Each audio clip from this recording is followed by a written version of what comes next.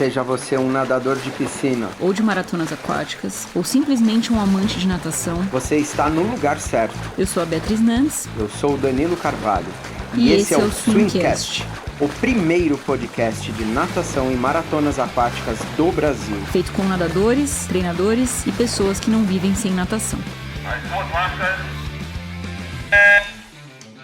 Eu sou o Danilo Carvalho. E esse é mais um episódio do Swimcast, onde nós vamos conversar com um peitista brasileiro de grande sucesso nas piscinas. Felipe Lima está conversando com a gente por Skype, diretamente de Brasília. Felipe, obrigada por topar o convite e conversar com a gente. Olá, Bia. Olá, Danilo. Obrigado a vocês pelo convite. É um prazer estar por aqui. Legal. Bom, o Felipe, ele tem aí um vasto currículo, né? Já faz parte da seleção brasileira há mais de 10 anos. Então eu vou falar só os principais feitos dele na carreira, mas a gente vai conversar aqui desde as categorias de base com ele. O Felipe tem 2 medalhas de mundial de piscina longa, né? Uma prata no 50 peito em 2019, naquela dobradinha com o João, prata e bronze, inesquecível. E uma medalha de bronze em 2013 na prova de 100 peito, que é a única medalha do Brasil em provas de 100 peito em mundiais de piscina longa. Então um resultado aí bem importante.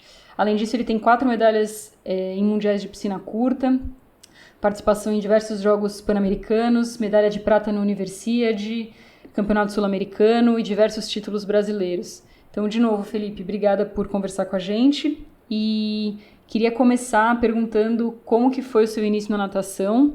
Eu sei que você começou ali com 12 anos, mais ou menos. Conta o que te levou às piscinas. Então, Bia, a minha iniciação na natação foi assim um tanto quanto inesperada. Eu vivia próximo num bairro em Cuiabá, Mato Grosso. Eu sou natural de Cuiabá, Mato Grosso, e eu vivia próximo à Universidade Federal de Mato Grosso, onde existiam vários esportes ocorrendo dentro da universidade. E eu fui passando assim por praticamente todos. Passei ali por futebol de salão, futebol de campo, lutas de artes marciais como judô, karatê, taekwondo, kung fu, e passei até por ginástica olímpica. Minha irmã fazia ginástica olímpica e eu queria ir para lá ficar pulando nos trampolins e acabei fazendo por um tempo. E nisso meus pais tinham um médico amigo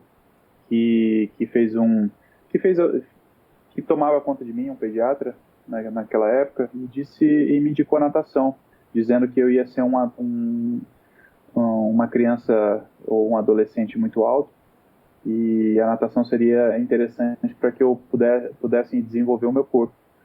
E nisso, aproveitando que eu já morava ali, ao lado da Universidade Federal, e dentro da Universidade Federal existia essa associação, eu comecei a nadar ali na piscina da Universidade Federal de Mato Grosso, onde eu entrei no time de natação Associação Atlética Uirapuru aos 12 anos de idade, no ano de 1998.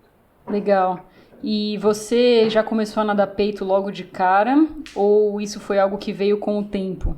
Não, isso foi algo que veio com o tempo. Eu comecei a nadar as provas de livre, e até minha primeira medalha, a medalha estadual, veio numa prova de 50 metros livre, numa competição. E nisso eu treinava praticamente só... É claro que a gente treinava e aprendia os 4 estilos dentro do clube de natação, mas eu focava principalmente nas provas de velocidade, que eram as provas de 50 metros livre e 100 metros livre.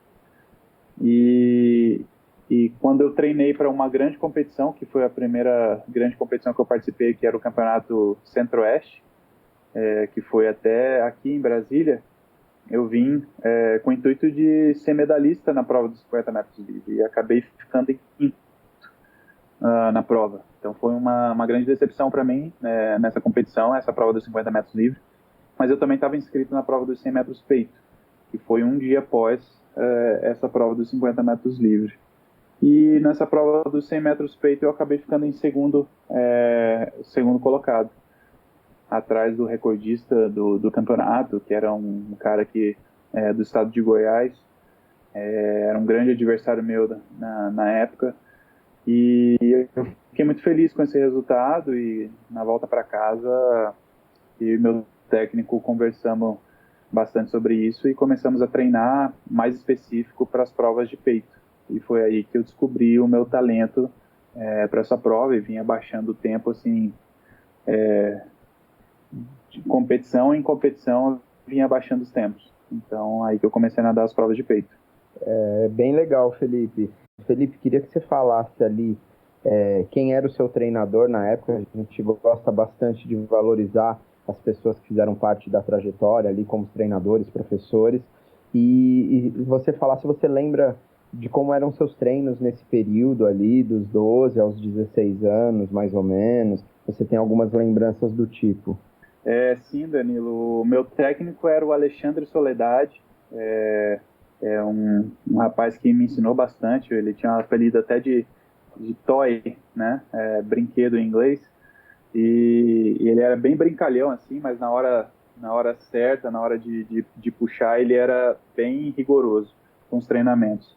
Mas, assim, é claro que com 12, 13, 14 anos, eu não me dedicava como um profissional nos treinos.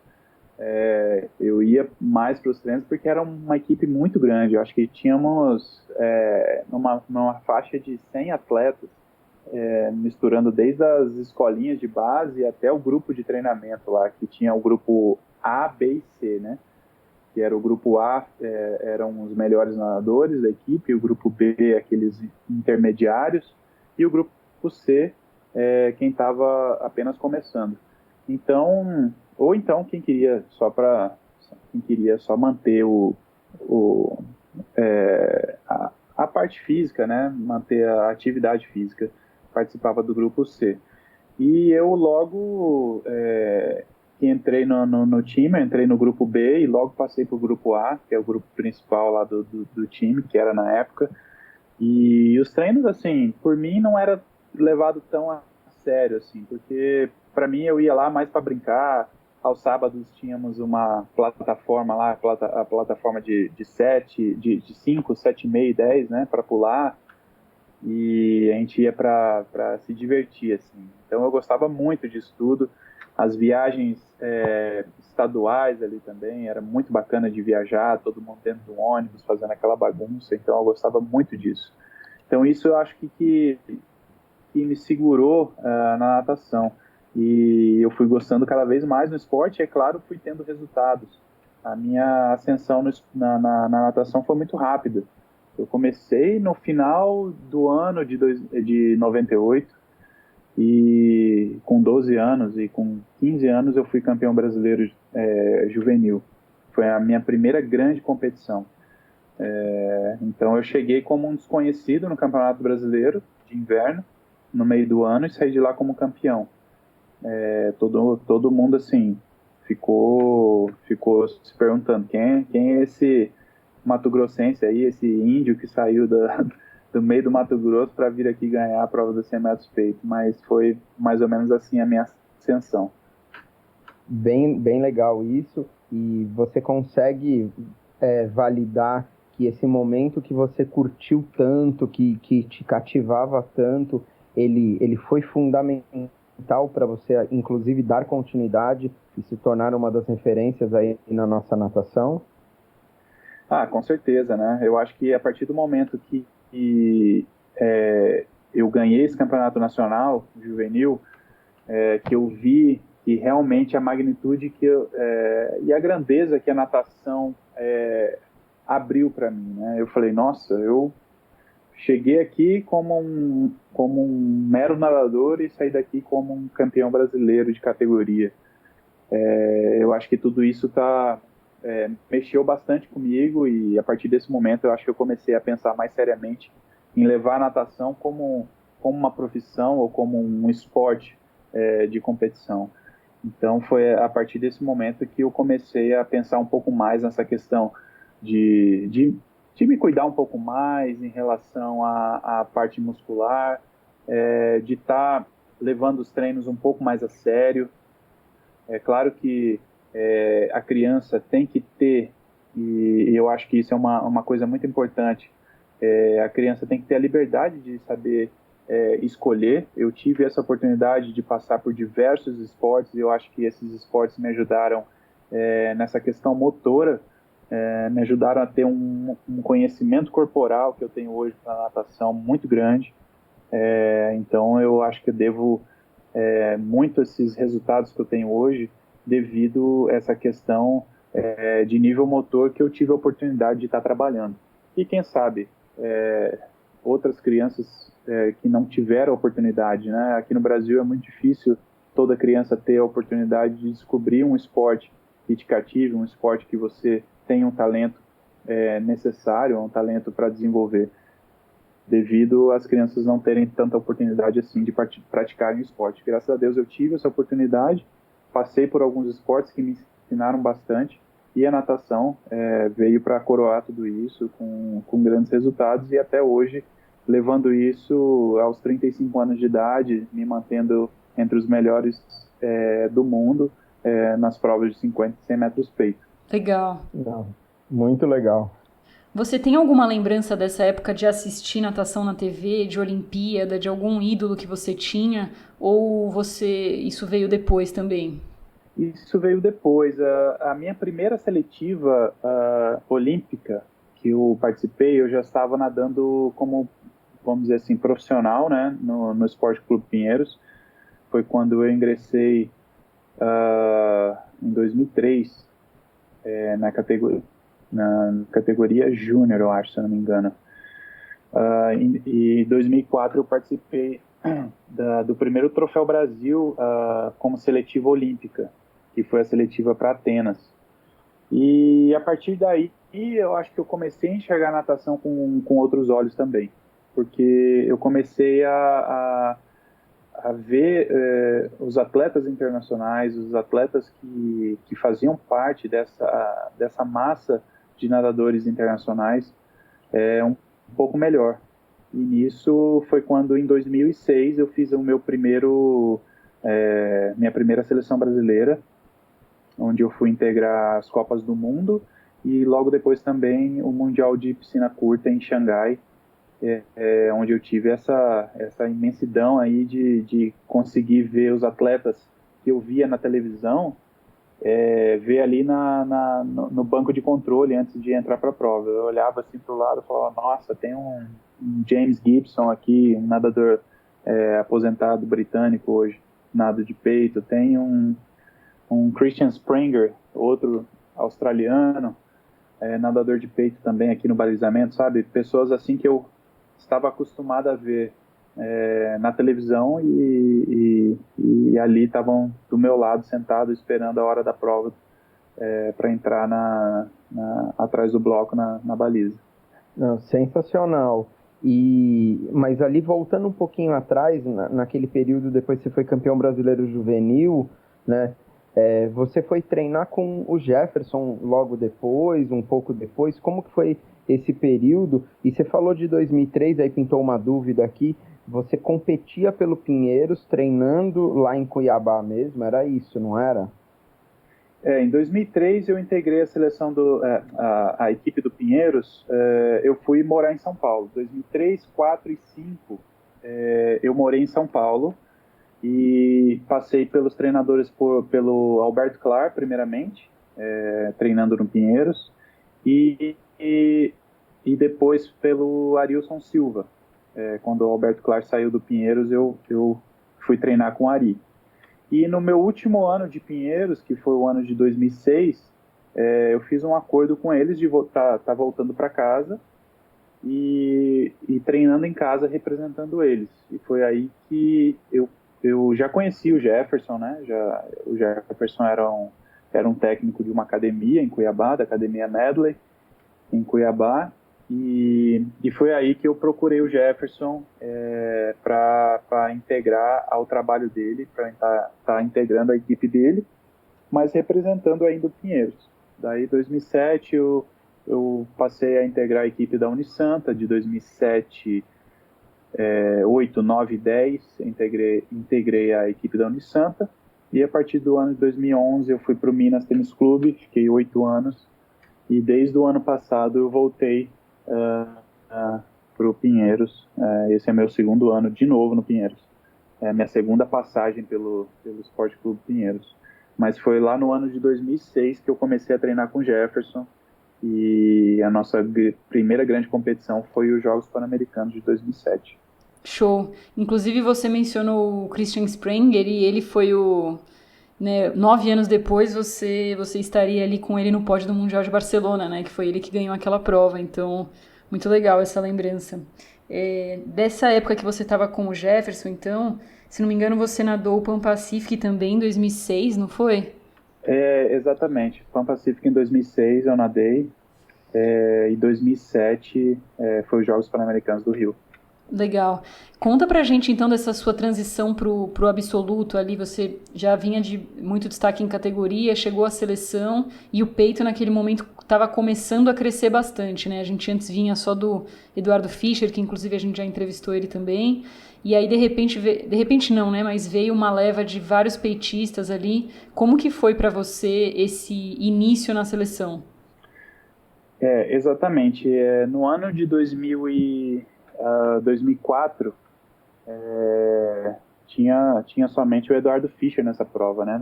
Tinha o Marcelo Tomazini também na prova de 200, o Henrique Barbosa também se despontava um pouco, mas eu acho que ele não chegou aí para a Olimpíada de Atenas, só foi o Fischer na prova dos 100 metros peito. Mas já em 2008, na seletiva olímpica para Pequim, né? Foi ali que deu um boom, né, nos nadadores de peito do Brasil, onde tiveram Eduardo Fischer, também ainda estava disputando a prova, Henrique Barbosa, Felipe França e eu, né? Então eram ali 4 atletas e talvez, não me lembro se o Thales Cerdeira também estava nessa disputa também, mas pelo menos 4 atletas disputando diretamente as 2 vagas da prova dos 100 metros peito. E a seletiva olímpica de 2008 foi bem disputada, onde eu me recordo muito bem que o Fischer nadou na primeira série forte e fez o índice. Naquela época acho que a CBDA tinha disponibilizado 3 competições como validação dos índices para a Olimpíada, e eu acho que quem entrou nessa última seletiva olímpica só era o Henrique Barbosa com índice. Então o Fischer foi e fez o segundo tempo da prova na primeira série forte, nadou sozinho, né? Sozinho, digo, sem outros adversários fortes. Na segunda série forte eu nadei também sozinho, sem outros adversários fortes, e fiz o índice e tirei o Eduardo Fischer e passei o Henrique Barbosa para o segundo tempo. Mas na última série veio o Henrique Barbosa junto com o Felipe França, e o Henrique Barbosa fez o primeiro tempo e o Felipe França o segundo, me tirando apenas por 3 centésimos da prova, né? Isso as eliminatórias ainda eram à noite e as finais eram no outro dia de manhã. E nas finais ninguém conseguiu melhorar o tempo, e quem ficou para ir para as Olimpíadas de Pequim foi o Henrique Barbosa e o Felipe França. É exatamente isso mesmo. Inclusive o próprio Ari relata essa seletiva. A Bia, a gente lembra porque foi um grande marco para a natação do peito no Brasil, inclusive, né? E o próprio Eduardo Fischer, que já falou com a gente aí, a gente também relatou esse momento icônico aí da nossa natação que você descreveu perfeitamente, né? Muito legal. E você acha que essa mudança nesse momento ali, ela também impulsionou você ainda mais a continuar seguindo ali, essa galera toda chegando muito forte, aumentando a competitividade? Isso para você serviu como um estímulo? Com certeza, né, Danilo? Eu acho que no começo disso tudo, depois que passou a seletiva, me deu aquela vontade de desistir. Mas eu acho que, o que eu aprendi com a natação foi que com as derrotas a gente aprende muito mais do que as vitórias. Então, eu me reergui com tudo isso e trabalhei pelos próximos 4 anos para chegar nas Olimpíadas de Londres e fazer o time olímpico, né? Onde eu e o Felipe França fizemos a prova dos 100 metros peito e fomos os classificados para a prova dos 100 metros peito. Mas eu acho que a partir dali, onde surgiram 4 atletas fazendo índice para uma prova, acho que foi um feito histórico para o Brasil. Assim. Acho que, não me recordo, mas pelo que me lembre e passa na minha cabeça, foi uma das poucas vezes que tiveram tantos atletas fazendo índice para uma prova. E até hoje, essa prova dos 100 metros peito, hoje também chegou a prova dos 100 metros livre, 200 metros livre também, com atletas, assim, 4, 5 atletas fazendo o índice da prova. Mas isso não era uma coisa muito comum na época acontecer, né? Mais de 2 atletas estarem fazendo o índice de uma prova. E eu acho que isso aumentou muito o nível, né? Hoje em dia temos o João Gomes, ainda o Felipe França também, né? O Henrique Barbosa já está aposentado, o Eduardo Fischer está aposentado, mas surgiu outros nomes como Pedro Cardona, Caio Pomputz, Rafael Oliveira, são atletas assim que estão na disputa e são atletas de técnicas e força muito boa para estarem disputando e fazendo o índice dessa prova também. Então acho que o nível aumentando, surgem novos atletas, igual também o Adam Pitt hoje está um passo à frente de todo mundo. Mas se você for fazer análise a partir do 2º até o 16º, esses atletas evoluíram muito. Então, eu acho que assim, quando um atleta lá em cima dá um passo extra, os outros atletas vêm de passinho em passinho para chegarem ao topo também. Legal. E eu queria te perguntar justamente sobre isso, né? Eu acho que até hoje nunca teve alguma classificação do 100 peito, seja para Mundial ou para Olimpíada, desde 2008 que foi fácil, né? Então, os nadadores de peito eles tiveram que conviver com essa realidade de muita gente fazendo índice, que é algo que a gente não vê na maioria das provas, né? Mesmo no 50 e no 100 livre, que são provas fortes, às vezes a gente tinha ali só 2, mesmo assim, né? Então, eu queria que você falasse um pouco como que você se preparou mentalmente para isso. 4 anos depois você chegou na seletiva de Londres, que novamente foi muito forte, e você conseguiu a classificação. Então, fala um pouco desse seu treinamento mental para suportar e conseguir fazer ali na hora certa o tempo, né? Isso. No final do ano de 2009, quando eu me graduei na universidade, eu decidi fazer uma escolha para minha vida. Eu estava treinando ainda em Cuiabá, mas representando a equipe da Unisanta. E no final desse ano, quando eu me graduei, eu falei, olha, eu preciso fazer alguma coisa que me dê um novo up na minha carreira. Então eu decidi me mudar para os Estados Unidos, onde eu conhecia o coach Alex, né? Conhecia o Omar Gonzalez também, que trabalhavam juntos na equipe num clube no sul da Flórida.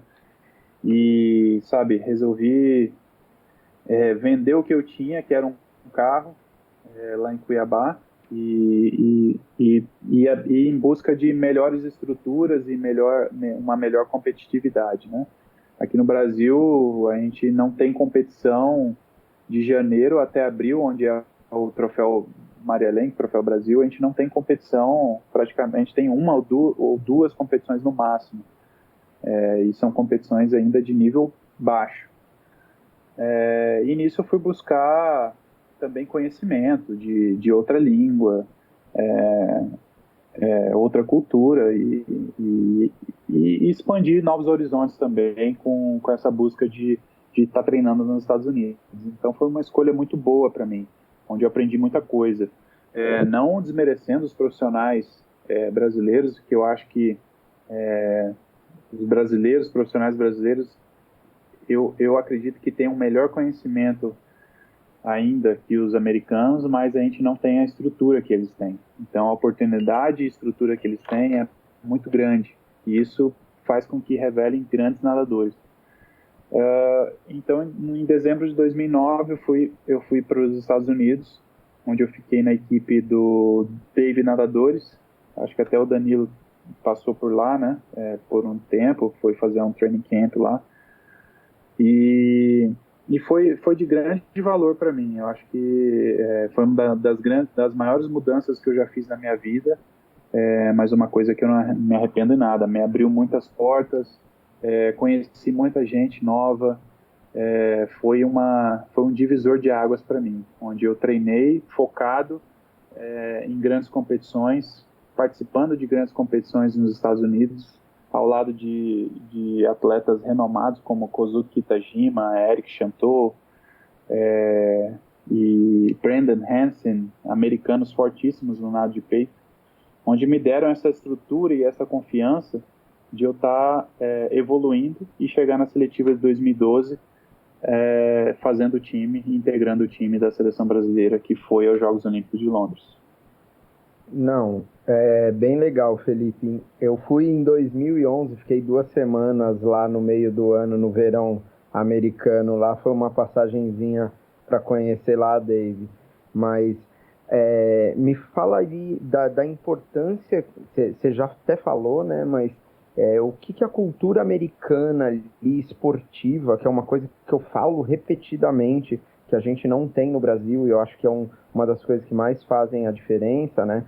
O que você sentiu isso na mudança? O que você aprendeu, assim, que foi muito significativo para você com relação à cultura esportiva americana? Danilo, eu acho que, assim, principalmente a competitividade deles. Eu acho que a competitividade deles não tem igual. Eu acho que eles querem ganhar ali até no paro ímpar, antes de cair na água.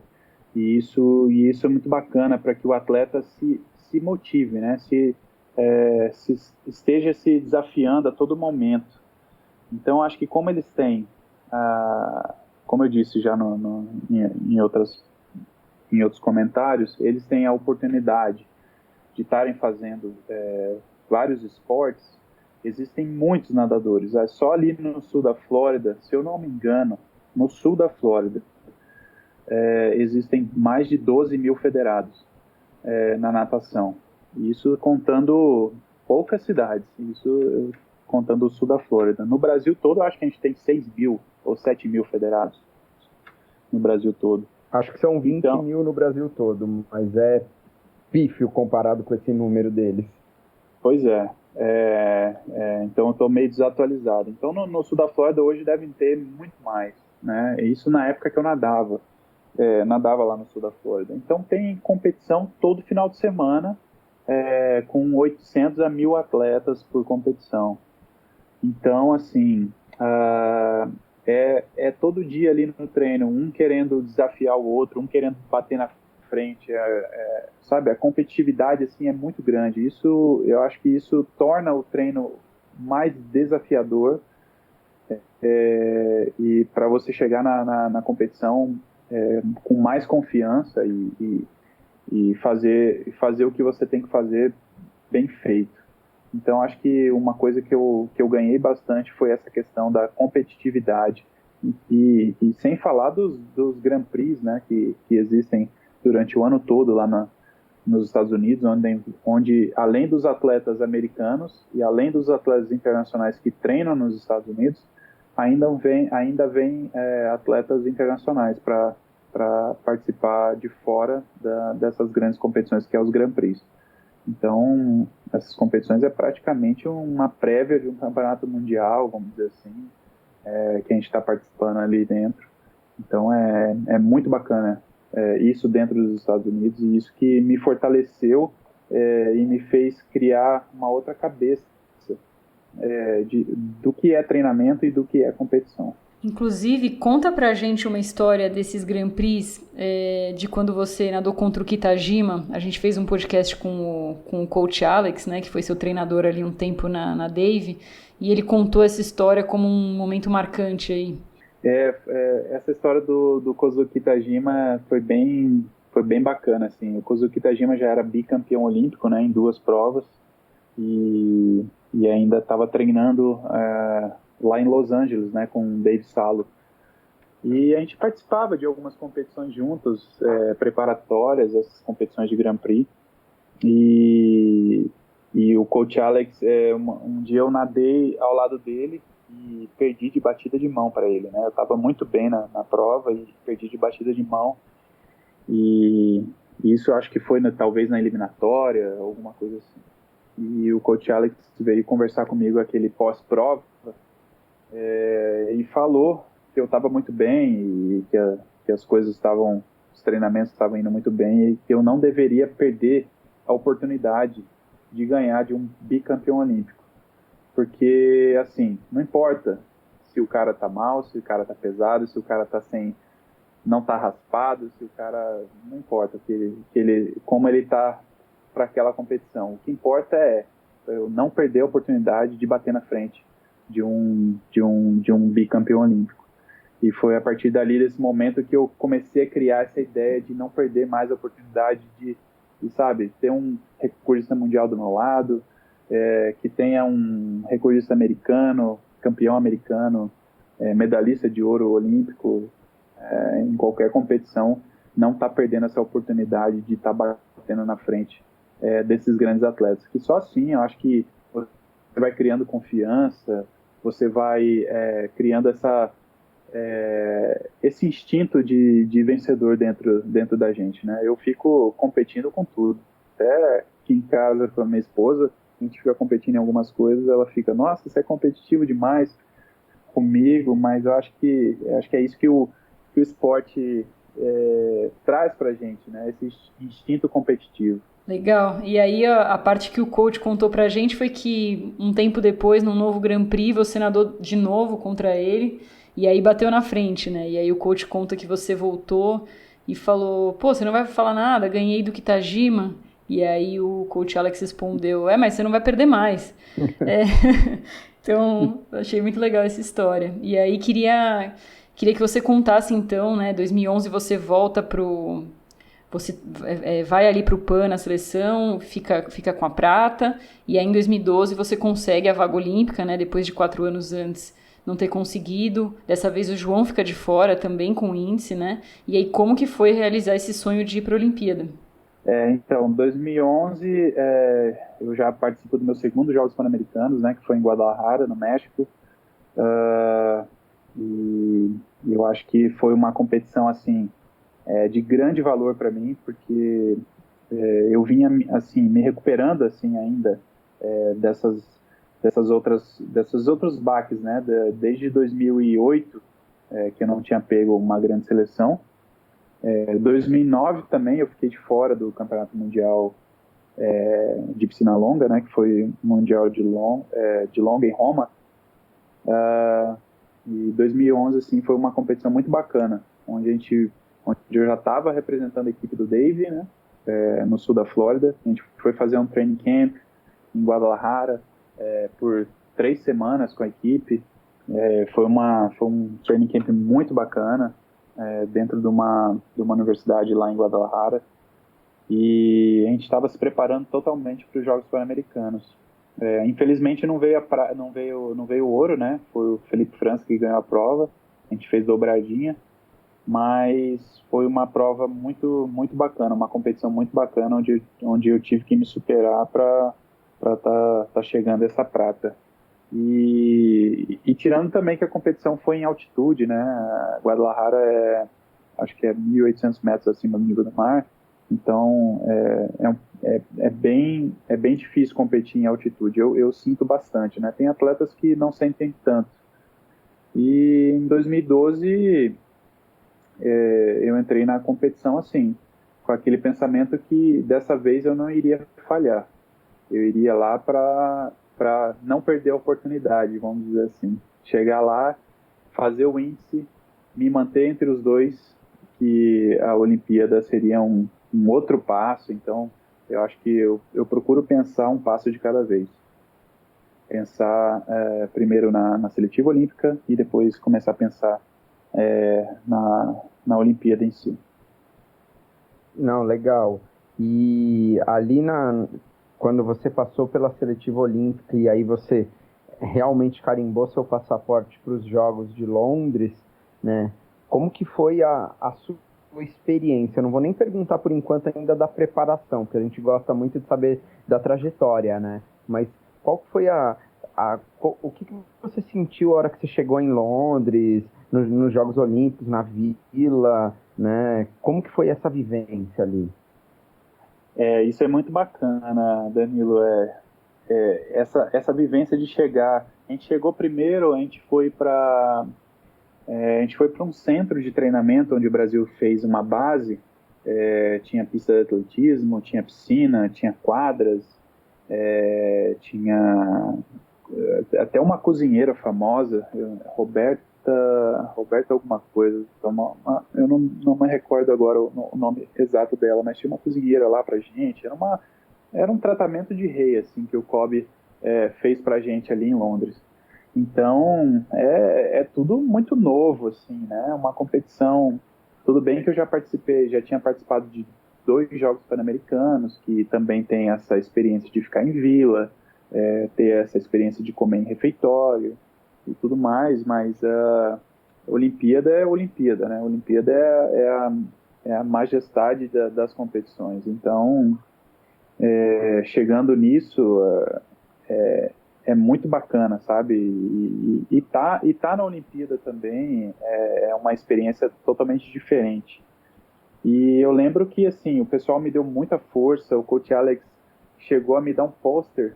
Ele foi participar do evento teste em Londres, alguns meses antes, e tirou algumas fotos do parque aquático. Me deu um pôster.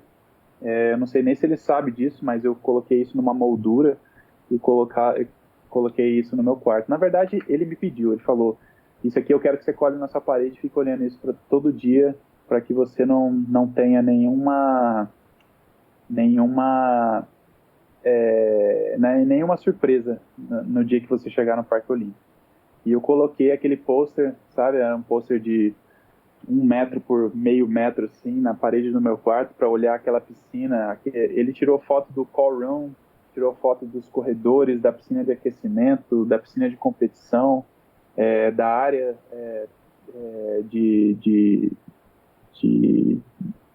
na área dos atletas e colocou tudo numa moldura, né? Tudo agrupado numa moldura. Isso eu ficava vendo isso todo dia para chegar lá na piscina e não ter uma surpresa. E foi muito bacana isso. É uma experiência que eu levo para o resto da vida. Acho que uma experiência que eu devo passar para outras pessoas que talvez eu possa vir trabalhar no futuro ou alguma coisa assim. Não que seja na natação, mas que seja em outro ramo. Eu acho que é uma experiência muito boa para que o atleta tenha uma vivência, uma convivência com tudo aquilo antes do que vai acontecer, para que não chegue lá e tenha uma surpresa e fique espantado com alguma coisa na hora que chegar. E quando chegou nos Jogos Olímpicos, na hora da competição, eu não nadei tão bem as eliminatórias, mas eu me classifiquei para as semifinais. E eu fiquei muito bravo com tudo isso, de não ter nadado tão bem, não ter nadado para o meu melhor tempo. E nisso, a hora que bateu a calma, na hora que eu fiz a soltura, bateu aquela calma, eu falei: nossa, eu tô nos Jogos Olímpicos, eu tô aqui para aproveitar. Eu tenho que fazer o meu melhor, mas eu não tenho também que me cobrar tanto assim, sabe? Eu treinei para isso, eu sou merecedor disso, eu cheguei aqui com o meu esforço e agora é hora de aproveitar, curtir o que a natação está me proporcionando. Então eu fui para a semifinal um pouco mais relaxado, consegui melhorar o meu tempo, mas não foi o suficiente para chegar às finais. Mas mesmo assim eu consegui nadar um pouco mais relaxado e foi muito bacana essa experiência olímpica de 2012. Legal. Eu lembro até da sua entrevista pós-prova, de você falando quando você lutou para estar lá, e realmente chegar numa semifinal também já é um grande resultado, né? Então, legal que você conseguiu curtir. Se não me engano, o sem peito é no primeiro dia, né? A final acaba sendo no segundo, mas o sem peito é no primeiro. Isso. Aí você conseguiu curtir a Olimpíada, a gente teve ali a prata do Thiago nesse primeiro dia, né?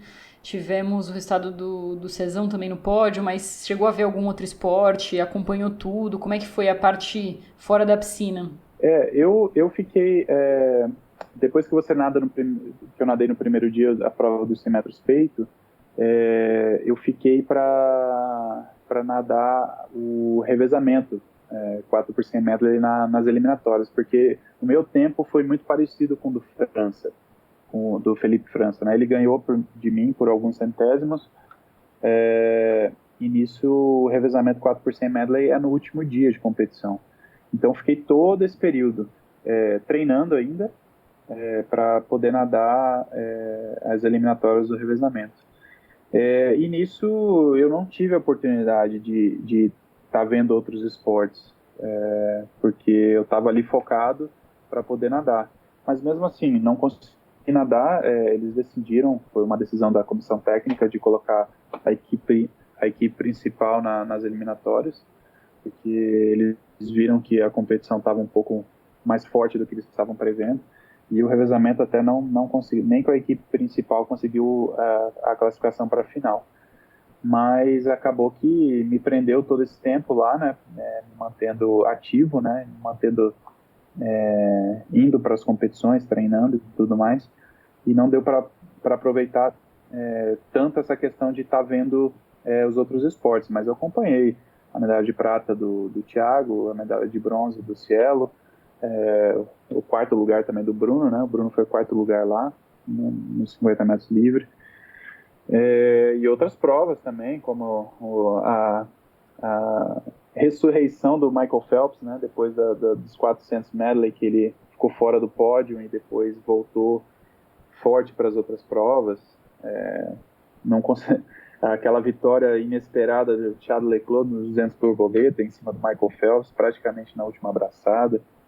Então foram experiências assim muito bacanas que eu vivi dentro da piscina na Olimpíada de 2012. Show. Felipe, agora voltando ali na preparação para os Jogos de Londres ali, você lembra como estavam sendo seus treinos? Alguns treinos que te vêm à memória agora, que você lembra de terem sido treinos muito duros ou treinos que você fez muito bem? Eu sei que ali o Coach Alex era o seu treinador principal, mas o Coach Omar também ficava muito junto e muito próximo de você ali, né? Você lembra um pouco da sua preparação, dos treinos ali para Londres?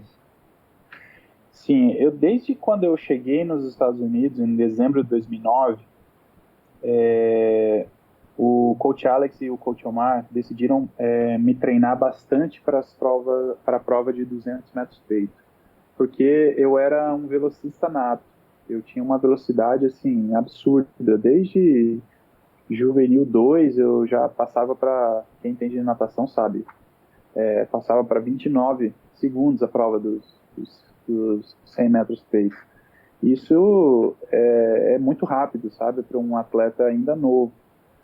Mas eu não tinha toda essa resistência para a volta.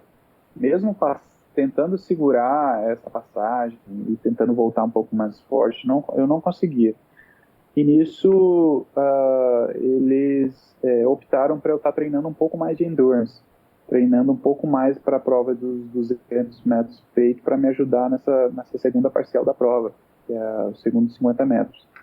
E eu tive a experiência assim, de treinos bem duros para mim, que eles gostavam de passar. O Omar gostava de passar séries assim de pace com aeróbio ao mesmo tempo. Então era assim, 200 de crawl nadando aeróbio, com intervalo assim curto, mas nada de num A2 para A3, e isso de crawl, tipo a cada 2,45 a 2,50 na piscina longa, e depois entrava no específico com 8 de 50 melhor média a cada 1 minuto do melhor estilo, e fazíamos isso 3 a 4 vezes.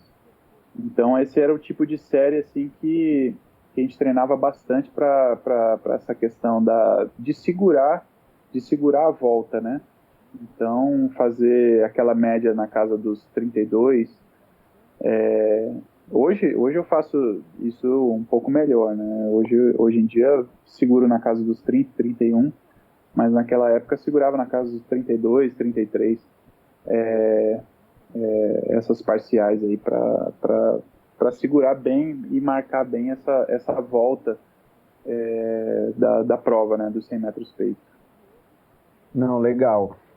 Até aproveitando que você comentou que hoje você consegue fazer esse tipo de coisa melhor, então fala de algum treino que você vem fazendo mais recente, mais atual aí no Pinheiros com o Thiago Moreno, ou em outro momento ali que você se recorda bem ali, já que você puxou que hoje você faz esses ritmos, esses paces melhores. Sim, hoje, desde abril do ano passado, onde eu voltei para o Brasil, né, eu comecei a treinar com o Thiago Moreno lá em São Paulo. E o Thiago tem a característica de um treino bem específico. Ele gosta bastante, ele ama o paraquedas. Então é um técnico aí que gosta muito de fazer força dentro da água e ele não alivia não. Treinos bem pesados, assim, principalmente treinos de perna, que é para o nado de peito, né, específico para o nado de peito. E paraquedas assim é praticamente todos os dias. Então ele põe esses treinos específicos no nado de peito sincronizado com essa questão do paraquedas. Então ele põe o paraquedas, começa no começo da temporada com paraquedas maiores e vai diminuindo para fazer lapidar o diamante ali para chegar na hora da competição, o atleta tá bem forte dentro da água. E nisso, treinando também com atleta de alto nível, como o João, é muito bacana, porque a gente, quando eu não tô bem, ele me puxa, quando ele não tá bem, eu puxo ele, e as coisas vão fluindo assim. E a gente tem feito treinos muito, muito bacanas. Quando a gente estava podendo treinar, né? Até ontem a gente teve uma reunião no Zoom, onde a gente estava conversando sobre isso e cada atleta do nosso grupo falou um pouquinho e todos não deixaram de mencionar as 2 semanas de training camp que a gente fez no Maria Lenk, antes desse lockdown aí, né? E foi muito bacana. A gente teve até uma simulação de competição lá, onde a gente fez eliminatória da prova dos 100 metros peito de manhã e a eliminatória e a final da mesma prova à noite. À noite, assim, digo final do dia. E foi muito bacana esse training camp lá. Atletas se superando, outros atletas fazendo treinos que, assim, nunca tinham feito na vida, tempos que nunca tinha feito na vida, eu mesmo fazendo tempos que nunca tinha feito na vida em treinamento. Então foi uma coisa, assim, de muita superação, muito treino de qualidade e aproveitando aquela estrutura toda do Parque Aquático Maria Lenk. Vou fazer uma colocação e uma pergunta na sequência, né? Conhecendo um pouquinho aí da filosofia de trabalho do próprio Pinheiros, que tem realmente esse trabalho ligado aos trabalhos de força, de potência, eles fazem uma utilização de paraquedas em trabalhos de perna individuais, né? A gente tem uma noção que é uma característica de treinamento em bloco e tudo mais. É muito legal, tanto que o trabalho de velocistas lá funciona muito bem e o Thiago faz um trabalho espetacular específico para os nadadores de peito. Eu lembro desse training camp que tinha várias fotos publicadas, inclusive de todos vocês lá no Maria Lenk, aí você falou, que aí é a minha pergunta, você falou de ter feito tempos que você nunca tinha feito em treinamento nessas simulações, nessas tomadas de tempo que vocês faziam. Fala pra gente quais foram os melhores tempos de treino aí que você fez. Então, nessa tomada de tempo, lá no Maria Lenk, a gente fez a simulação dessa prova dos 100 metros peito de manhã e a final à noite, né? E assim, a gente estava num bloco super carregado, puxando paraquedas ainda, já estava paraquedas menores, mas a gente estava puxando paraquedas, fazendo musculação. E o Thiago deu, acho que terça-feira à tarde como regenerativo só pra gente. E a gente não se raspou nem nada, nem passamos máquina nem nada e subimos no bloco para fazer os tiros. É claro, com traje e tudo mais. E de manhã eu fiz um 0060 e pela tarde eu fiz um 0030. Mas é claro que são treinos, Caraca. isso na piscina longa, né? E contando assim, que o índice olímpico é 59,90, né? Então eu fiz 40 centésimos acima do índice olímpico somente, né? Nenhum treino competição, vamos dizer assim, né? Mas assim, é claro que foram tempos tomados na mão, não tinha placa, mas são coisas assim que nem de perto, nem tempos de mão eu tinha feito esses tempos em treino. Então era uma perspectiva muito boa que eu estava vindo. Acho que todos ali também treinando junto. O João nadou muito próximo também ao meu tempo.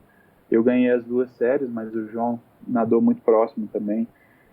E a gente estava assim muito contente e feliz com os resultados que a gente estava tendo nos treinamentos e a seletiva olímpica vinha para coroar tudo isso. Mas infelizmente não foi a hora de tudo isso acontecer. Mas quem sabe esteja guardado coisas ainda melhores para a próxima temporada aí. Não, sensacional. São tempos fortíssimos. Eu, como treinador, ex-nadador, né, a Bia também, a gente sabe que os tempos são realmente fortes, ainda mais nas condições aí que você mesmo explicou de ainda estar pesado, né, não estar no polido e raspado, né, como a gente fala. Aí uma curiosidade que pintou aí, né, provavelmente você e todos os atletas sempre colocam um tempo de objetivo, né? Tipo assim, quero chegar na seletiva olímpica e fazer X tempo. Você tem esse tempo-alvo que você tinha estipulado, ou está estipulado, não sei. Não, claro, a gente trabalha todos os tempos alvos que a gente trabalha, a gente tem uma tabela com isso. E, por exemplo, a gente trabalha tudo voltado nos treinamentos, desde tiros de 25 metros, 50, 75 e 100 metros, voltados na porcentagem desse tempo-alvo. Então, a gente tem esse tempo-alvo voltado lá, a gente já trabalhou isso tanto com o Sami, que é o nosso biomecânico, tanto com o Thiago Moreno, que é o nosso técnico, e esse tempo aí tá para ser revelado na seletiva. Ser um segredo nosso lá que a gente guarda as 7 chaves para assim, também não ficar em especulações assim, né? De repente falar alguma besteira assim de tempo, muitas vezes não é a realidade. Mas assim, é claro que a gente trabalha sempre pensando num tempo-alvo e cada metragem que a gente faz no treino, no dia a dia, a gente trabalha pensando nisso aí. A gente tem que estar trabalhando num pace para 12 segundos a cada 25 metros, a gente tem que estar batendo na tecla ali toda hora para estar trabalhando esses 12 segundos. Não, muito legal. Assim, você não pode falar aí o segredo de vocês, mas eu vou dar minha especulada porque eu posso falar o que eu quiser. Eu acho que para mim é 58,8 para você. Olha. Fica no silêncio aí, mas eu já vejo um 58 e quero realmente ver. Exatamente. Eu acho que com esses tempos aí de projeção de treino, eu acho que você como técnico tem uma visão muito boa para analisar isso aí para estar vendo, né? Então é mais ou menos por aí. Legal. E já que você falou sobre treinar com o João, Felipe, conta um pouquinho sobre isso, né? Porque ele é um adversário super forte seu, né? Em 2012 ele acabou ficando fora das Olimpíadas, você entrou, em 2016 ele entrou e você não, né? Como que é treinar do lado de um cara que, putz, ele tá disputando a vaga diretamente com você, né? O João é um cara fantástico, assim, é um cara muito persistente, aquele osso duro de roer nos treinos. Ele gosta de dar o máximo sempre, e eu também gosto de dar meu máximo sempre. É uma coisa muito bacana de trabalhar assim com o Thiago. Eu acho que ele já percebeu isso. Ele sabe que nós dois somos dois atletas que não damos aquele migué em treino, né? Eles não aquele famoso aquelas famosas desculpas, né? Sabe que a gente está ali para fazer o nosso 100% todo dia. Isso é muito muito bacana, porque o João melhorou muita coisa desde quando eu entrei lá. Eu também melhorei muita coisa desde quando eu comecei a treinar com ele. E é assim, um puxando o outro dia a dia. A gente está nessa batalha aí desde 2000, acho que desde 2011, acho que quando o João começou a despontar também no nado de peito. Eu não lembro exatamente. Mas é assim, é um adversário fortíssimo. É claro que não devo desmerecer os outros adversários também, porque nenhum adversário é desmerecível. Acho que todos os atletas estão ali para buscar o seu melhor e eu tenho que fazer o que for o meu melhor. Então, assim, o João veio comigo, não fez a Olimpíada de Londres, mas veio comigo no Mundial, onde eu fui medalhista, no 100 metros peito em 2013, Mundial de Barcelona. E ele participou não, desculpa, eu falei que o João veio em 2011, mas ele já tinha feito a seleção em 2009, no Mundial de Roma. Acho que foi primeiro Mundial de piscina longa dele. Mas assim, é um atleta fortíssimo, onde diariamente a gente está disputando ali, e eu acho que isso é bom para os dois lados. Legal. E ainda nisso da força aí do peito no Brasil, eu lembro depois de 2016, né, que muita gente pensou, confesso até que isso passou pela minha cabeça bom, agora provavelmente vem uma nova geração, né, talvez não tenha mais uma chance para esses atletas, Felipe Lima, França e João. E 4 anos depois, né, a Olimpíada vai acabar não sendo agora, mas vocês continuam sendo os principais atletas. A gente tem novos chegando, mas vocês se mantiveram no topo, né? Inclusive com a medalha em 2019 ali nos 50. O que você acha que fez a diferença para você com mais idade do que muitos nadadores ter continuado no topo? Algo mudou na sua preparação física, no seu seriedade fora d'água, alimentação? Conta um pouquinho disso pra gente. Desde 2012 eu comecei a me cuidar melhor em relação à minha alimentação, e isso me ajudou bastante. Eu acho que esses resultados que vieram em 2012, 13 e até hoje vem ligado bastante à questão da minha alimentação e cuidar bastante do meu corpo. Eu nunca fui um cara assim de me descuidar tanto assim, em relação a não ter horas de descanso necessária, tá sempre me cuidando em relação a isso, tá me alimentando bem, fazendo 3, 4 refeições diárias para que eu possa me recuperar.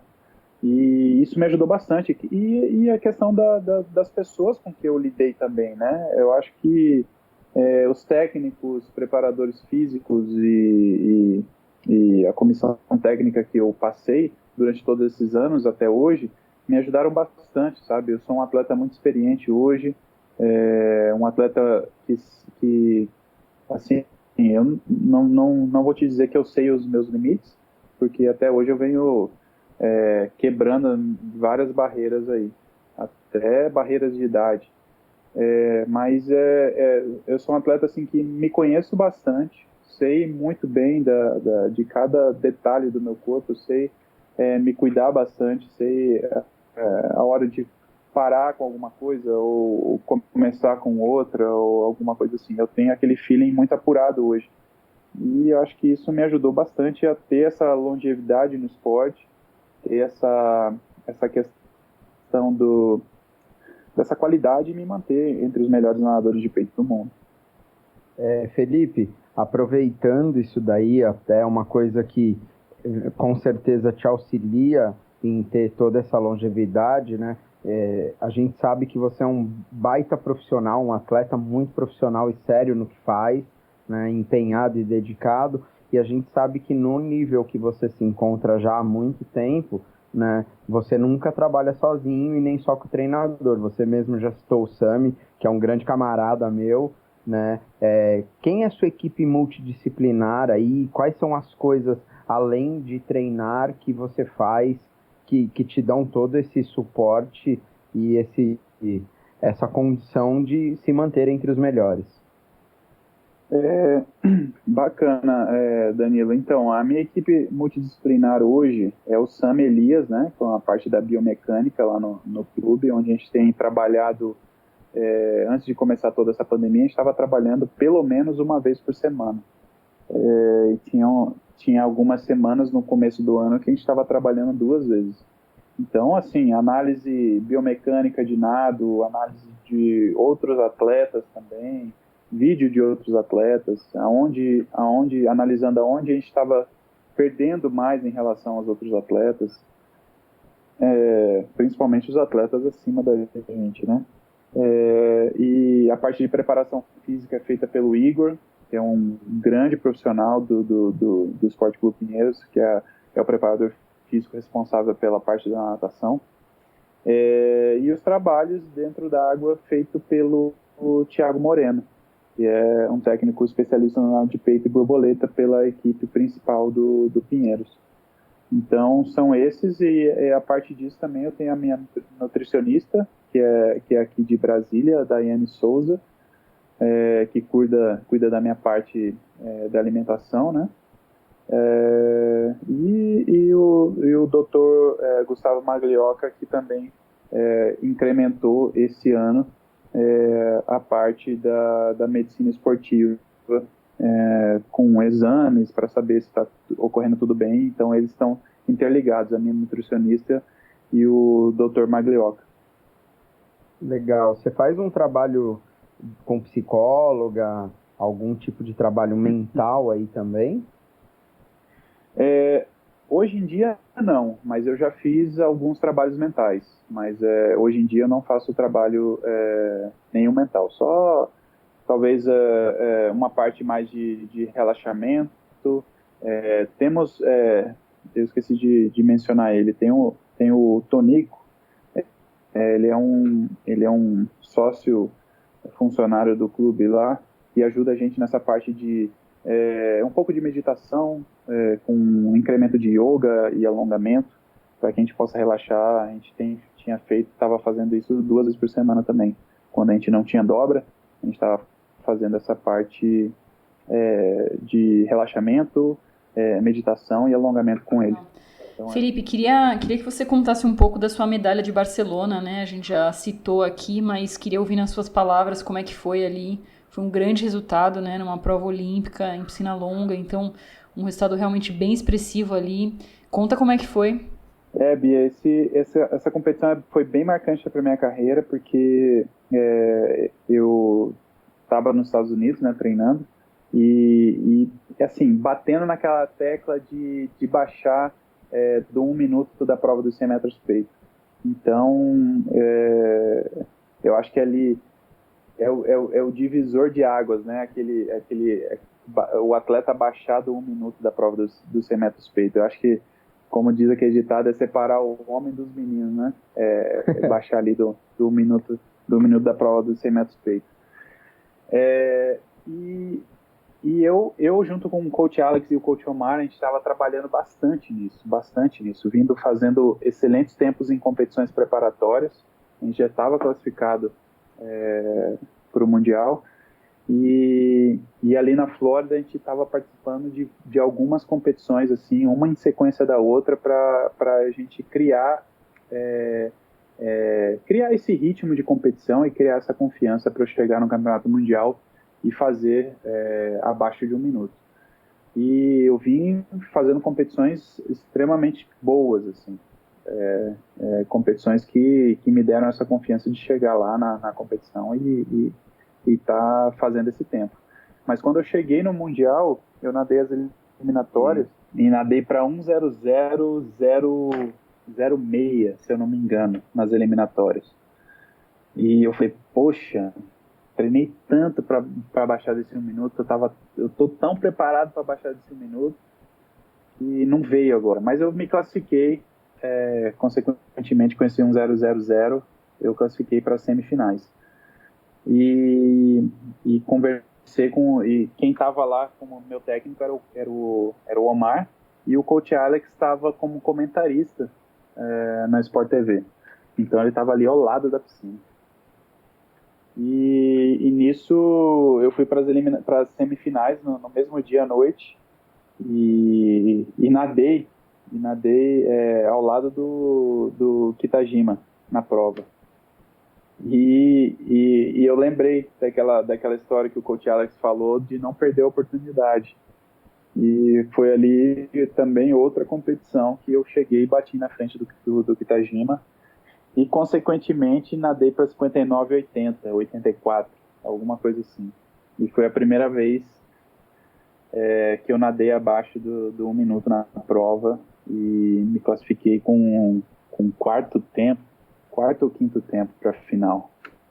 E foi uma coisa, assim, muito, muito gratificante, assim, porque além de eu estar nadando ao lado do bicampeão olímpico da prova e ainda ter vencido e ter baixado a primeira vez do 1 minuto, foi muito bacana. Isso me deu bastante forças para eu chegar na final. E na final foi aquele tudo ou nada, né? Eu estava ali entre o Fábio Scozzoli e o Cameron Vanderburg, na final, na raia 2. E fui para cima. O Cameron Vanderburg é um atleta muito explosivo, era o atual campeão olímpico, né? De 2012, na prova dos 100 metros peito.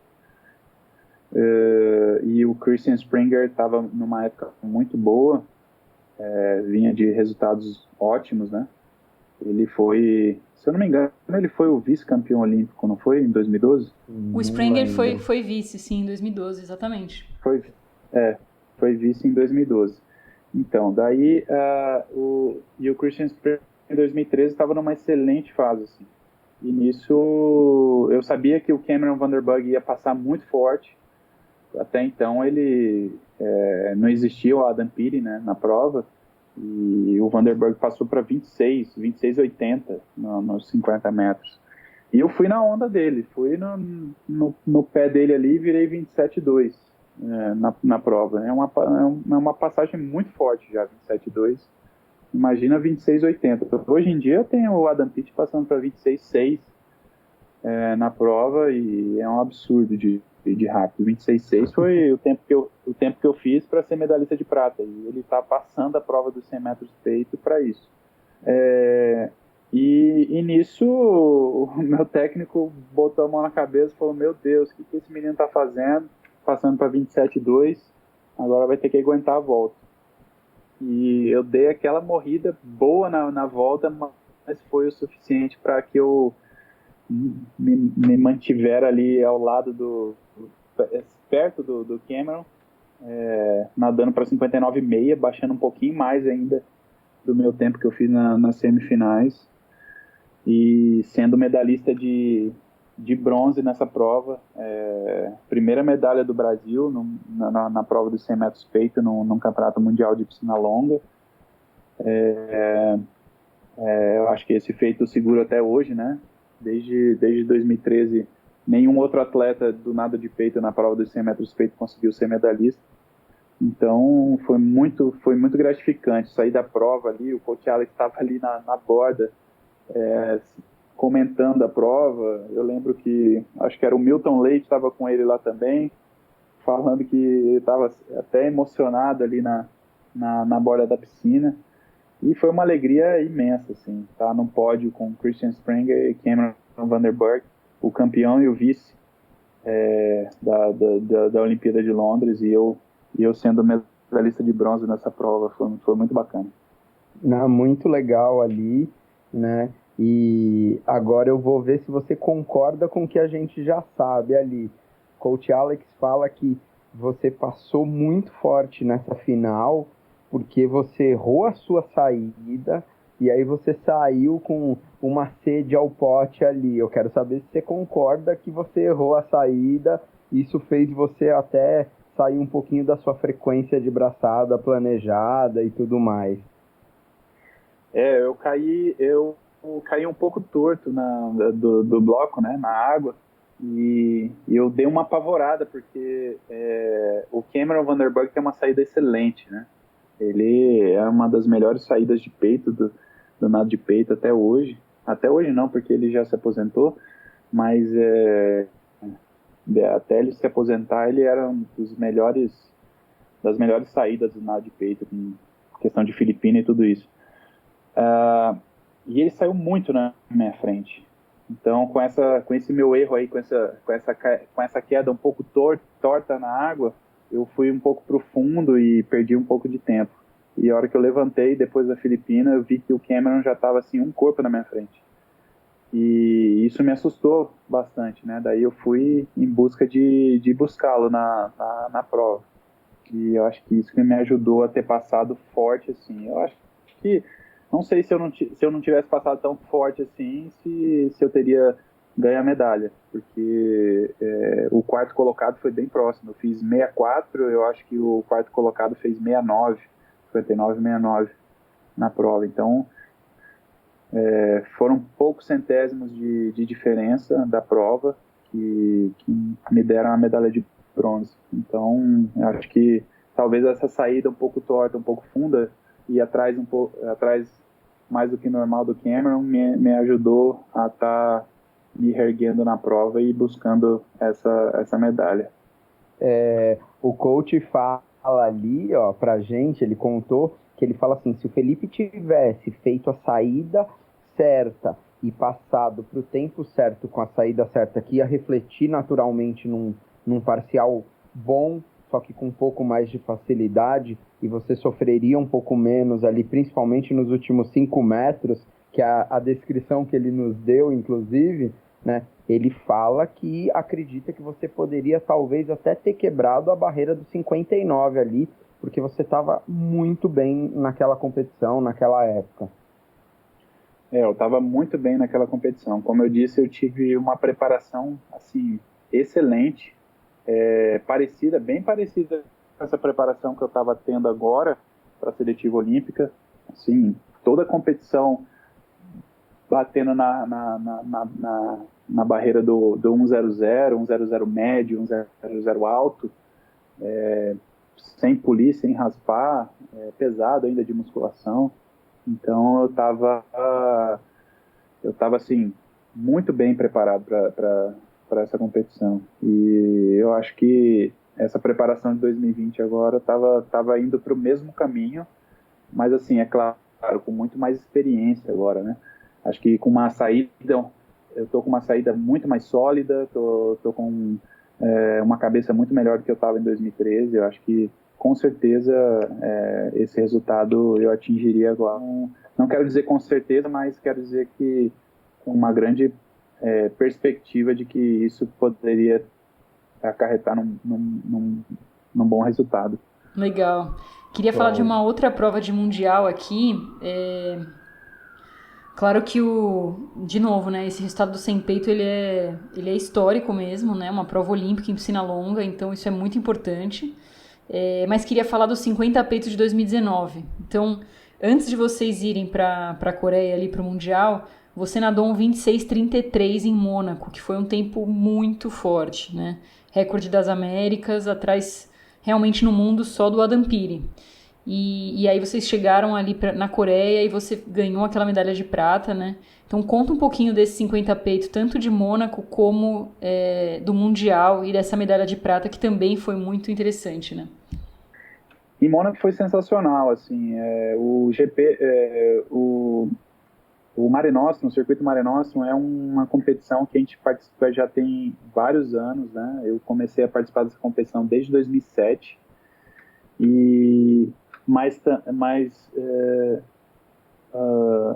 do Mare Nostrum em Mônaco, se eu não me engano, essa é a minha segunda vez que eu participei, foi o ano passado. Porque é um circuito um pouco mais caro de estar participando e tal, mas eu resolvi investir para estar participando. E lá no circuito Mare Nostrum as provas de 50 metros estilos, elas são disputadas em classificação. Você tem que nadar 5 vezes para poder chegar ao duelo no final. Então são 2 dias só de competição, onde no primeiro dia você nada 3 vezes a prova, na primeira vez todo mundo, daí classificam os 16, daí nadam os 16, classificam 8, nadam os 8, classificam 4. Daí no segundo dia nadam os 4 e classificam 2, e daí nadam os 2 para sair o campeão.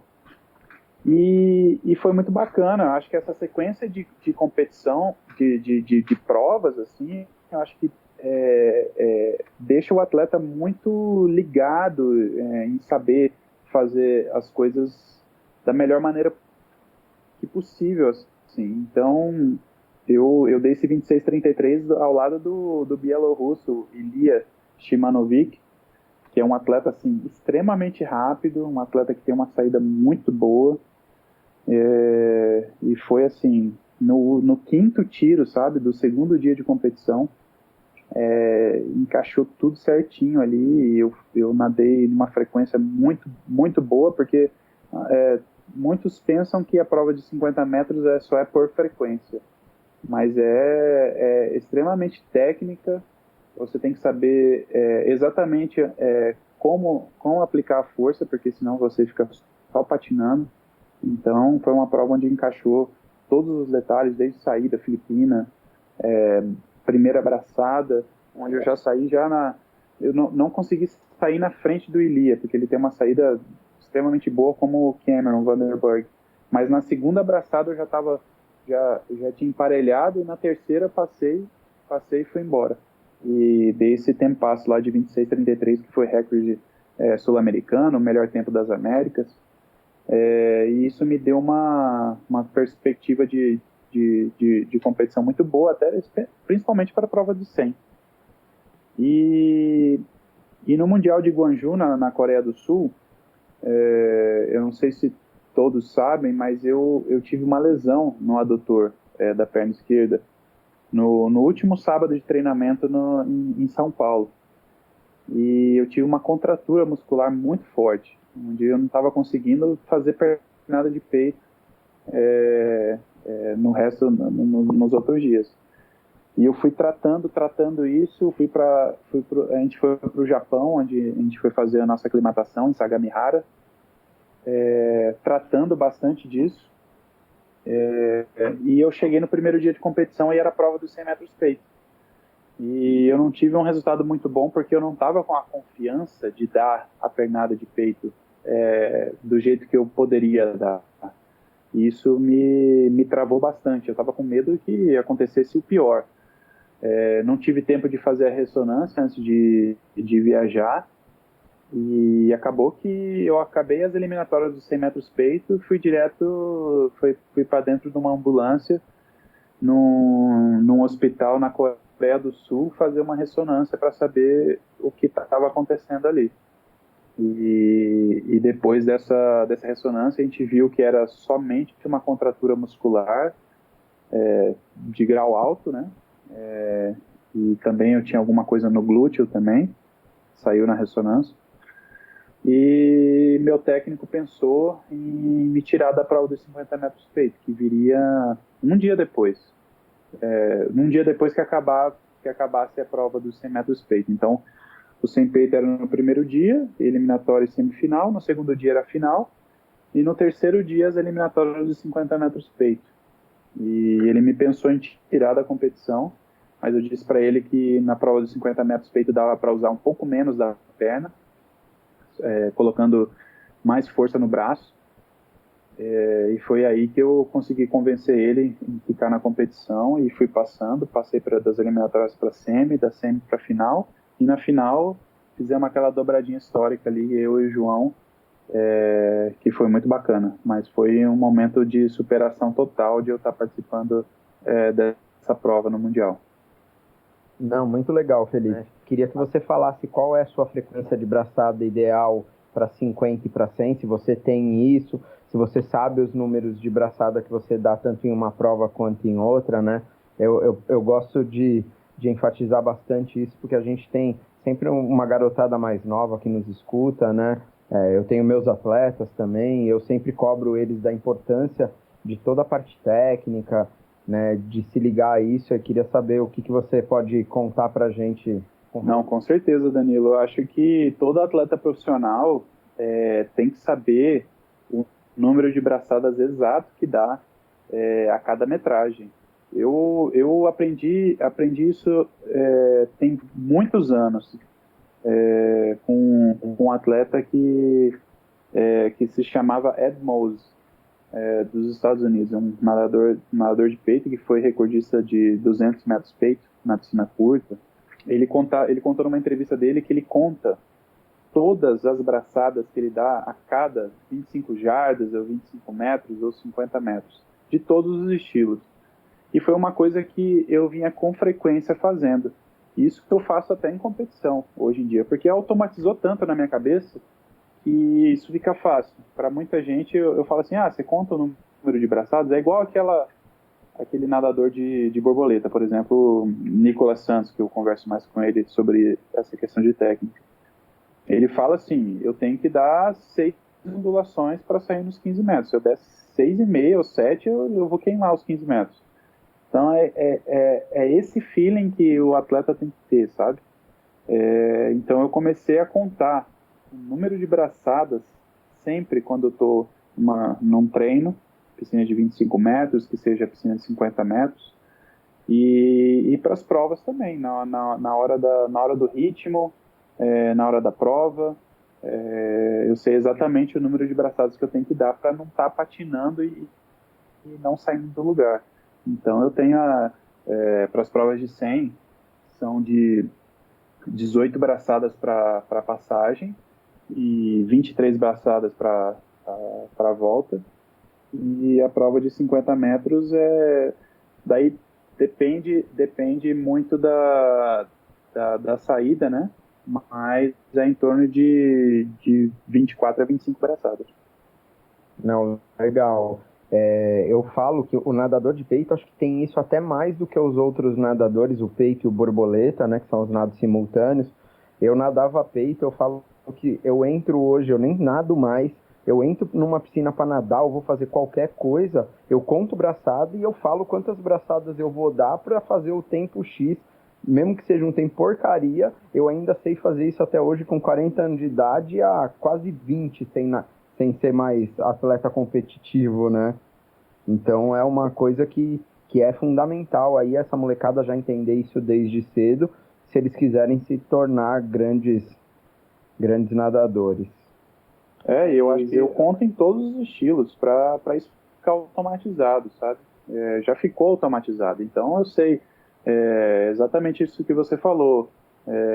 Eu vou dar um tiro de 25 metros, eu dou 9 braçadas, eu sei que eu vou nadar para 13 segundos. Se eu der 10 braçadas, talvez 13 segundos também. Então, são coisas assim que faz com que o atleta tenha aquele feeling apurado e uma coisa assim mais profissional e mais pontual para que ele possa ter melhores resultados. Eu uso essa contagem em competição, inclusive, que é uma forma de eu não perder o time de competição e até segurar um pouco de ansiedade ali, né? Mas é isso daí mesmo, perfeito. Felipe, vou te perguntar uma coisa. É possível ganhar de Adam Peaty? Olha, ninguém eu acho que é imbatível, né? O Adam Peaty hoje está um passo à frente de todos os outros atletas nadadores de peito. É um atleta assim que descobriu uma técnica que funciona para ele, porque eu acho que o nado de peito é muito específico para cada um. Não adianta só a gente querer imitar ou fazer o movimento que o atleta que é o campeão está fazendo. O nado de peito é uma coisa muito específica. Muitas vezes o que ele faz para mim não funciona, e muitas vezes o que funciona para mim não funciona para ele. Mas assim, ele é um atleta que descobriu uma técnica muito boa para o tipo de corpo dele, tipo do perfil dele. É um atleta que segura uma frequência muito alta, é um atleta que inovou com isso, né? Ele coloca uma frequência muito alta numa prova de 100 metros. E também, mas é um atleta que segura a frequência durante todo o tempo da prova. Não é um atleta que muda, como muitos atletas mudam a frequência durante a prova, porque, você começa uma prova de 100 metros peito, uma frequência de 46, e nos últimos 15 metros de prova você já está em 54 de frequência. Então o atleta mudou durante a prova. Ele não, é um atleta que começa ali com 50 de frequência, ou 52 de frequência na prova de 100 metros peito, e nos últimos 15 metros ele está segurando os mesmos 52. E acho que essa é a diferença que ele consegue tirar dos outros, né? Apesar dele já conseguir passar na frente devido a essa frequência bem alta. Mas numa prova de 50 metros peito, por exemplo, ele é um atleta que segura muito bem a frequência. Ele não se desespera. A técnica dele é muito boa, muito apurada, e consegue se manter exatamente na mesma frequência desde quando ele inicia até quando ele toca na parede. Legal. Não, eu perguntei isso porque eu me lembro duas coisas, né? Logo depois da final olímpica do Rio, eu tava com uma amiga minha que é amiga do João, e ela chegou pra ele e falou: pô, como é que ganha desse cara? Ele falou: cara, a gente vai aprender. Alguém vai aprender, alguém vai ganhar. Achei aquilo bem interessante, né?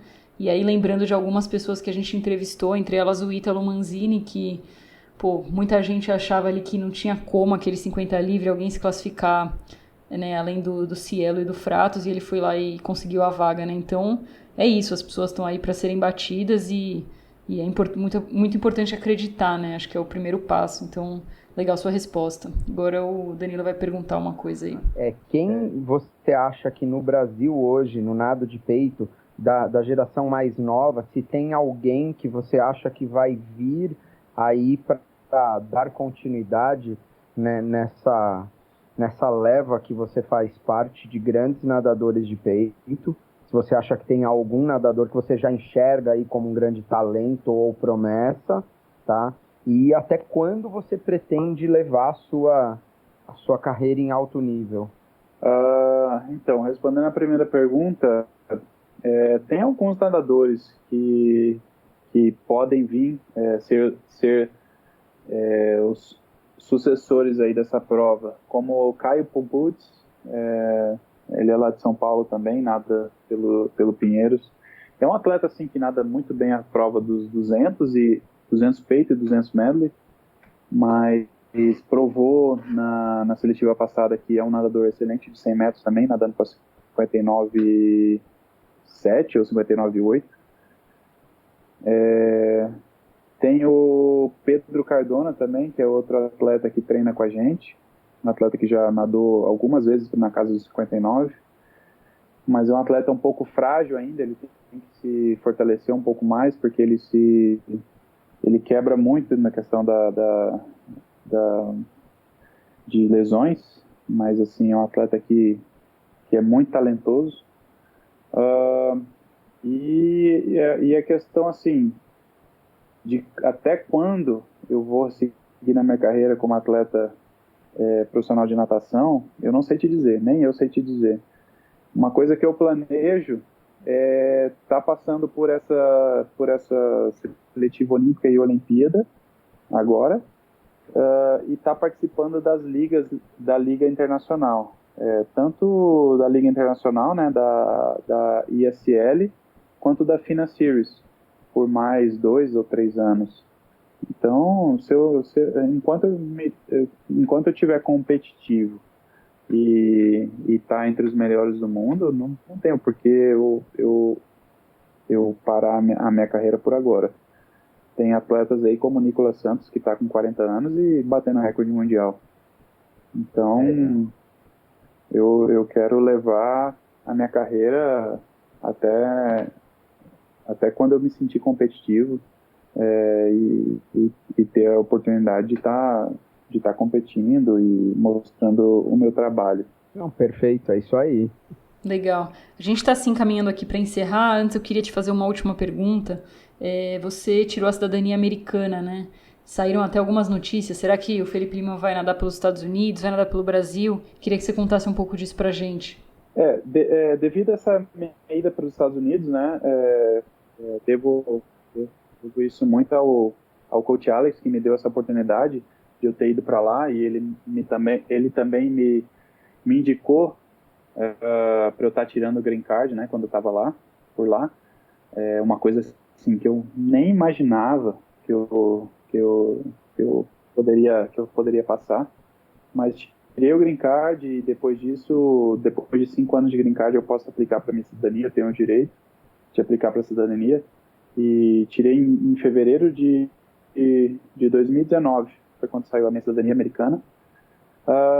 É claro, tenho a oportunidade de ter dupla cidadania, sou americano e brasileiro hoje, mas a minha intenção nunca foi representar os Estados Unidos. Eu sei que, assim, os Estados Unidos é bem mais forte na natação, mas na prova dos 100 metros peito é forte quanto aqui. É tão forte quanto aqui. Então, se eu quisesse participar por lá também, eu seria um grande adversário para estar disputando vagas nessas provas em Olimpíadas e Campeonatos Mundiais. Mas a minha intenção sempre foi de manter representando a minha primeira pátria, que é o Brasil, nas grandes competições, e estar incentivando outros grandes atletas ou outros atletas ainda que estão para surgir, né, aqui dentro do Brasil, e ser um grande incentivador da natação aqui dentro do Brasil. Aproveitando aí, então, você falando dessa importância de ser um incentivador, um inspirador, né? Deixa um recado aí para os nossos ouvintes. Não, bacana. O recado que eu tenho para dar é que acreditem no trabalho que vocês fazem, acreditem no processo, acreditem no seu treinador, porque eu acho que quando você acredita no trabalho que você faz, os resultados fluem mais fácil. Acho que vão ter alguns desafios, alguns obstáculos a serem traçados ou por passar, mas esses obstáculos, esses desafios que vão te fazer mais forte. Então foi assim que eu aprendi na minha carreira. Para chegar no número 1 tem que passar pelo número 2. Então o número 2, o segundo lugar, te constrói e te deixa mais forte, né? Para chegar nesse topo e fortalecer, né? Quando é muito difícil, o mais fácil é chegar ao topo, o mais difícil é se manter lá.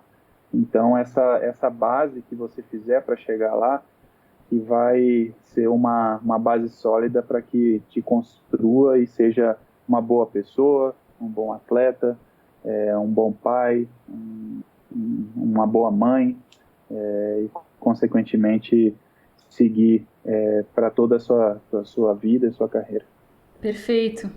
Obrigada, Felipe, por ter respondido tudo aí. Te alugamos por mais de 1h30. Foi super legal.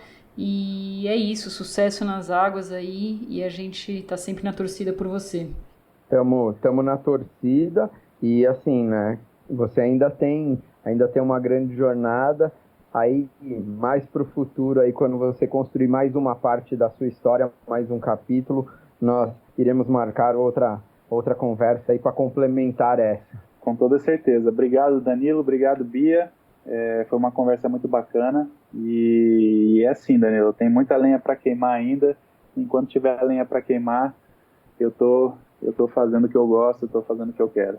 Show. Tamo junto aí. Obrigado pela disponibilidade. Valeu.